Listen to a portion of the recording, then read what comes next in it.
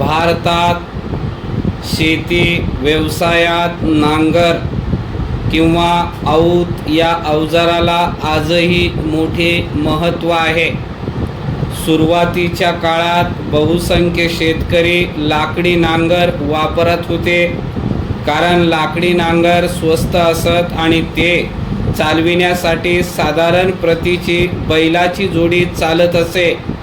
तर लोखंडी नांगर किमतीला जास्त असून शिवाय ते चालविण्यासाठी बैलांची मजबूत जोडी आवश्यक असे.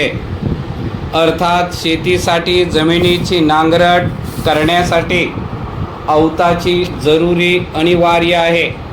त्यासाठी ट्रॅक्टरच पाहिजेत असे नाही. परिच्छेद पिकाला आवश्यक असलेली नांगरटीची खोली नांगरानेच मिळू शकते. त्यामुळे अनेक शेतकरी बैलजोडीचा नांगर शेतीच्या कामासाठी वापरतात.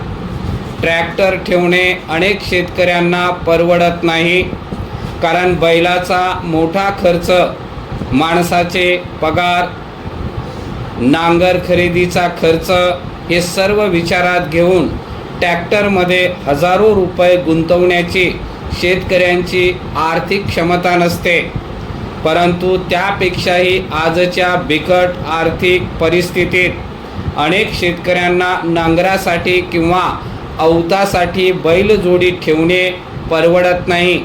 ही अडचण आपल्या भारतातील शेतकी व्यावसायिकांचीच केवळ नसून शेतीप्रधान अन्य देशातूनही आहे. म्हणून नांगरटीसाठी बैलजोडीचा वापर करण्यास काही पर्याय उपलब्ध होऊ शकेल काय, याकडे लक्ष जाणे स्वाभाविक आहे. परिच्छेद शेतीसाठी दोन बैल पोसणे किंवा जवळ बाळगणे आज अनेक शेतकऱ्यांना परवडत नाही. अर्थात 2 बैलाच्या मदतीने नांगराचा तोल सांभाळणे हे शेतकऱ्यांना सहज शक्य होत असल्याने शेतकरी स्वतःहून 2 बैलाऐवजी 1 बैलाचा उपयोग करता येईल याकडे लक्ष देणार नाहीत. आज भारतातील अनेक शेतकरी हे दारिद्र्य रेषेखालील जीवन जगत असून शेतकरी आणि त्यांची जमीन यांचे प्रमाण किंवा गुणोत्तर हे झपाट्याने कमी होत आहे. अशा स्थितीत शेती व्यवसायावर कशी तरी गुजराण करावयास शेतकऱ्यांना आजकाल 2 बैल ठेवणे ही कठीण झाले आहे. ही वस्तुस्थिती आहे. विशेषतः दक्षिण भारतातील अनेक भागात शेतीच्या कामासाठी शेतकऱ्यांना बैल भाड्याने किंवा विशिष्ट मुदतीच्या कराराने आणणे ही बाब अटळ ठरत आहे.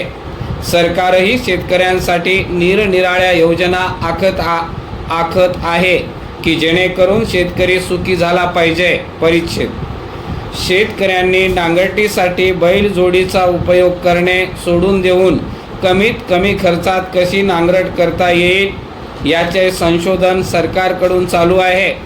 त्यासाठी निरनिराळ्या योजना सरकार शेतकऱ्यांसाठी राबवित आहे की जेणेकरून शेतकरी सुखी झाला पाहिजे. परिच्छेद 1950 सालापर्यंत भारतात 4.5 तेलाच्या घाण्या होत्या.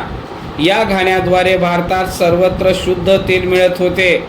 शेतकरी स्वतःसाठी तेलबिया ठेवून तेल गाळून घेत असे.